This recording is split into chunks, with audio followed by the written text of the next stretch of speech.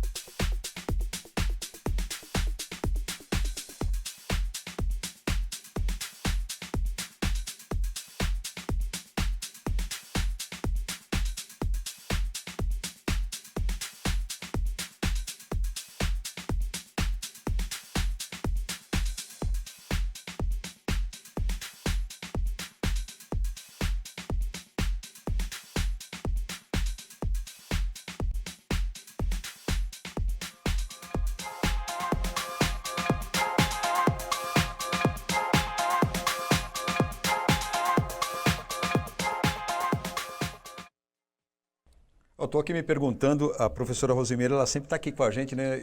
Ela coloca assim, vamos, Solito. Deve ser os alunos, né, da escola, não sei. Coloca uma dica aí pra gente. Vamos, Solito. Eu acho legal que ela é sempre bem humorada e tudo mais. Ó, tem aluno do Mário Lozano aqui participando, do nono ABC. Tem professora Aparecida que escreveu que é decomposição da luz branca, viu, Ed? Sim. Tem vários boa tardes aqui, eu perdi aqui, mas tem um professor aqui que colocou boas, Ed Joel, nós trabalhamos juntos numa escola aqui e tal. Ah, é? Quem que é? Eu vou localizar aqui daqui a pouquinho para você. Agora, deixa eu ver, quando tem umas cores aqui que o pessoal coloca nome que fica impossível, né? Mas é a professora Andréia que colocou aqui. O arco-íris é um fenômeno óptico que se forma em razão da separação das cores que formam a luz solar. A luz do sol é uma onda de luz branca formada por várias cores. Quando essa luz incide sobre uma gota d'água, os raios luminosos penetram nela e são refratados, sofrendo assim a dispersão. Olha, foi bem completa, né? Eu vou falar o que agora? Nada, né? Já falou Tem tudo. gente que colocou aqui na discussão, aqui, a Gabriele, certo, aluna da professora Maristela, colocou pela difração da luz. Olha. Então a gente já tem dois fenômenos, né? Tem a reflexão, tem a difração e tem a refração aqui também. O que será isso? O Tiago, para cumprir aí também com essa pergunta problematizada pelo professor Ed Joel, colocou que a luz do sol reflete na água. Só colocou isso. A luz do sol reflete na água. Muito bem, então mandar um abraço aqui para a professora Márcia, que trabalhou comigo lá no Artigas, né? Tamo junto. Esse mesmo, a professora que trabalhou contigo lá no Artigas. Isso, Artigas foi a escola onde eu fui aluno, olha só. Fui aluno lá e depois fui ser professor, lá no Jardim Elza. Muito bem. Mas voltando à aula aqui, o pessoal já falou, né? Eu não tenho muito o que falar, mas na verdade a luz branca, né? Conforme eu consultei aqui o meu professor especialista físico aqui, a luz branca ela é uma sobreposição de algumas cores, né? E aí quando esta luz passa então por determinado meio físico, né? Ela pode sofrer essa difração aí que foi dita. E neste sentido, então você consegue ver as camadas, vamos colocar assim. É dessa forma, professor? É a melhor forma de se explicar? Isso aí, de uma maneira muito breve, aí, junto com a colaboração que colocaram aqui também, é basicamente isso, né? É a decomposição, o arco-íris se forma com a decomposição da luz branca. A luz branca que vem do sol, ela é decomposta aí. E tem ocasiões especiais aí, tipo as gotículas, né? Que o pessoal colocou aqui também. Isso daí. Porque as gotículas de água, né, elas vão ser, porque a gente tem lá a história do Isaac Newton, que já a gente vai falar dele, que ele colocou a luz para passar por um prisma, né, que era um objeto lá de vidro e tal, e que tinha determinados ângulos. E a gota d'água é um prisma natural. Grosso modo é isso, né, professor? É isso aí. E aí isso permite com que essa luz branca, você consiga ver as camadas. Eu tenho uma fotinho aí, ó, bonitinha do arco-íris. Então, para a gente lembrar, né, para quem faz tempo que não vê um arco-íris aí, ó, está aí. Tá bom? Muito bem. Mas a gente falou um pouquinho aí do Isaac Newton, certo? Que é esse cidadão aí, ó. Então, o Isaac Newton ele foi um cara que estudou bastante as cores, né? Ele parece que os primeiros trabalhos dele, assim, de física, mais científicos, né, professor? Se falar besteira que você me corrige, tá?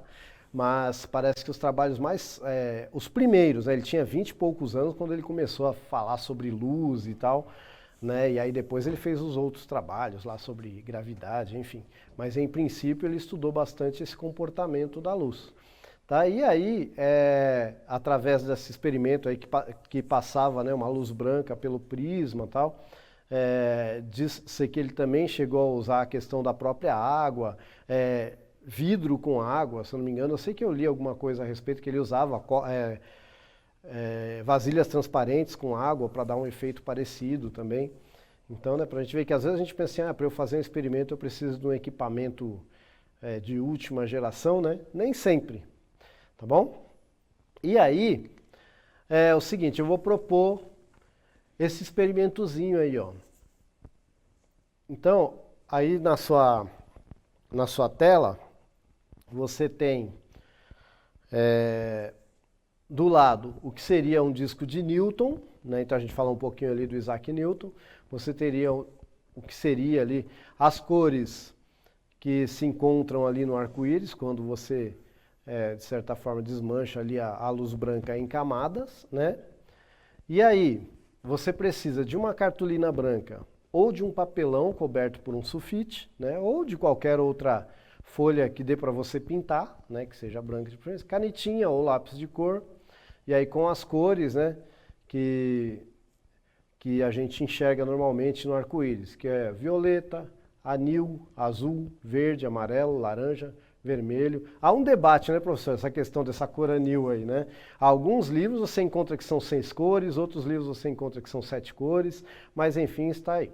Tá? E aí, cola branca, tesoura, regra, compasso ou um CD para você fazer a marcação, né? Lápis, furador de papel, fita adesiva, ó, fita isolante, tal, né? Ou o material que você tiver em mãos.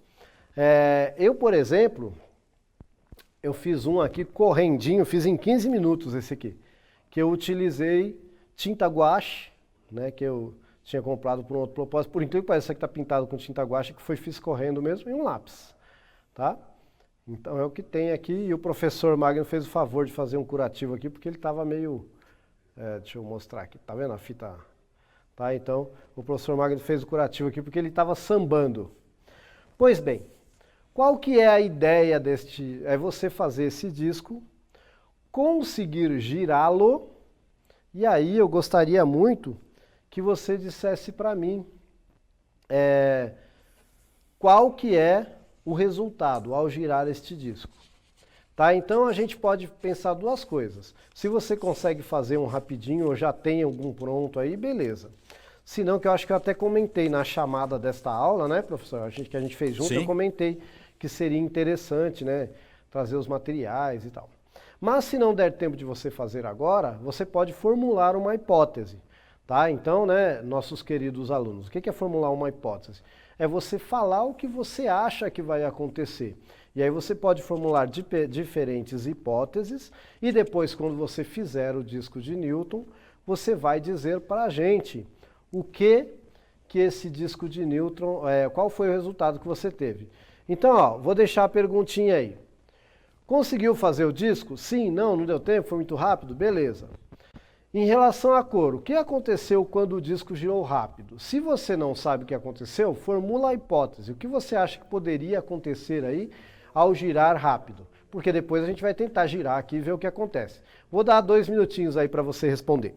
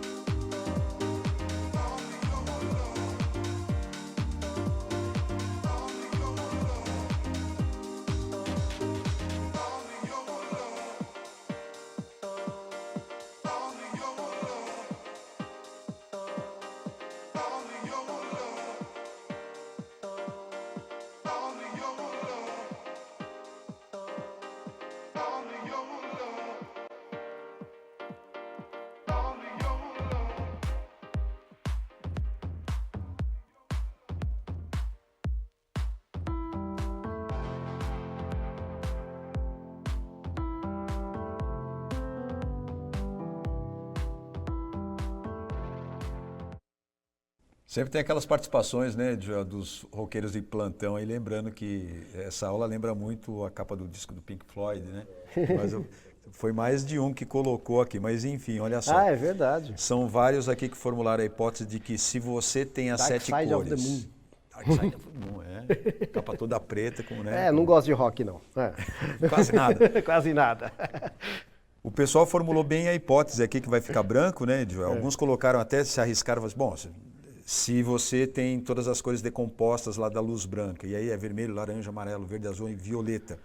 Até na própria sequência colocou aqui o Carlos, acho que é o Carlos colocou aqui, aí vai ficar branco. Primeira participação que foi assim direto ao ponto foi a aluna Rafaela. Parabéns, Rafaela, colocou. Parabéns, Rafaela. Quando você gira, fica branco aí essa parada. Muito bem. Aí depois vários outros, tem a Esther também, aluna que colocou isso aqui também. Tem o Diogo também, é tudo aluno que eu estou falando aí. A galera está aqui participando, Ed. Os alunos da escola Tiago Albertoni, acho que é isso, Alberione, ficou branco.